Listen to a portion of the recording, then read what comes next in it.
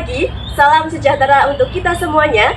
Perkenalkan, nama saya Restu Farida Ismawati sebagai peneliti 1 dan saya Melius Isra Ramadhani sebagai peneliti 2. Kami dari SMA Unggulan CT Arsa Foundation Sukoharjo akan mempresentasikan hasil penelitian kami dengan judul Simulasi Dampak Gangguan Banjir terhadap Efisiensi Arus Lalu Lintas di Jalur Pantura Jawa Tengah berbasis algoritma Dijkstra.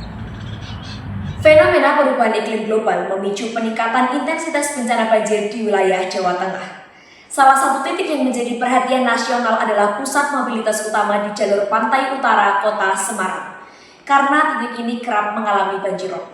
Maka dari itu, diperlukan sebuah metode untuk menentukan rute alternatif tercepat, terutama ketika terjadi banjir di titik tertentu.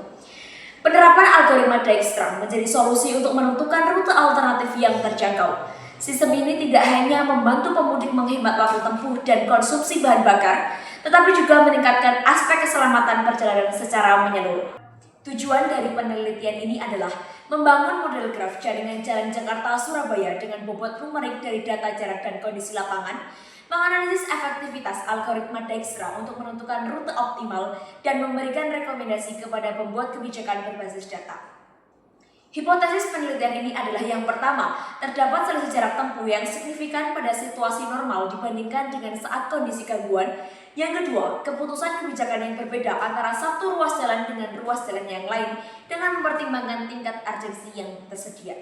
Penelitian ini menggunakan metode deskriptif kuantitatif dengan pendekatan simulasi komputasi.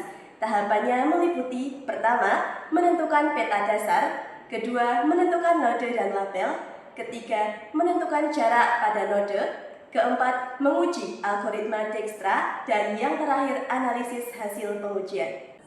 Kondisi jaringan pada jalur Pantura direpresentasikan sebagai graf berbobot yang terdiri atas titik-titik simpul dari huruf A hingga huruf O yang sudah diuraikan pada tabel di atas. Perhitungan rute terpendek dalam penelitian ini dilakukan dengan mempertimbangkan 5 skenario kondisi jaringan, yaitu rute normal atau rute alfa, dan 4 kondisi gangguan, yaitu rute beta, rute gamma, rute delta, dan rute epsilon.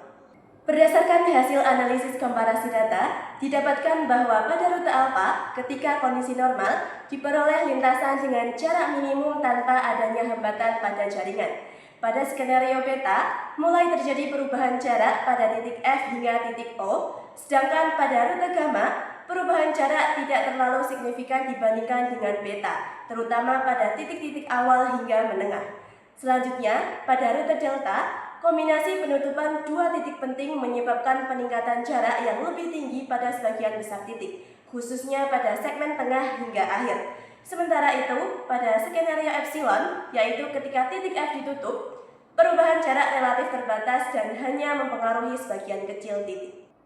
Tingkat urgensi diklasifikasikan ke dalam 3 kategori, yaitu pertama, urgensi rendah. Kategori urgensi rendah mencakup titik A hingga E, serta beberapa titik yang tidak mengalami perubahan jarak yang menunjukkan bahwa gangguan tidak memberikan dampak berarti terhadap rute perjalanan. Yang kedua, urgensi sedang.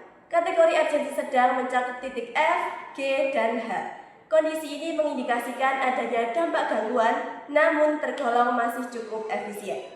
Yang ketiga, urgensi tinggi. Kategori urgensi tinggi mencakup titik J, K, L, M, N, dan O. Kondisi ini menunjukkan bahwa gangguan menyebabkan peningkatan jarak tempuh yang signifikan, sehingga ruas-ruas pada segmen ini dapat dikategorikan sebagai ruas kritis dalam jaringan. Berdasarkan besarnya selisih jarak yang dihasilkan, dapat disusun tingkat dampak gangguan sebagai berikut: delta lebih besar daripada beta, beta lebih besar daripada gamma, dan gamma lebih besar daripada epsilon. Susunan ini menunjukkan bahwa kombinasi gangguan pada 2 titik strategis menghasilkan dampak terbesar. Titik I memiliki pengaruh lebih dominan dibandingkan titik K, titik F memiliki pengaruh yang relatif kecil terhadap jaringan. Ruas dengan peningkatan waktu tempuh yang signifikan serta jarak yang signifikan menunjukkan tingkat ketergantungan jaringan yang tinggi sehingga layak diprioritaskan dalam perencanaan pemeliharaan dan peningkatan infrastruktur. Upaya pemeliharaan tidak hanya terbatas pada perbaikan struktur jalan, tetapi juga perlu didukung oleh peningkatan kualitas sistem drainase.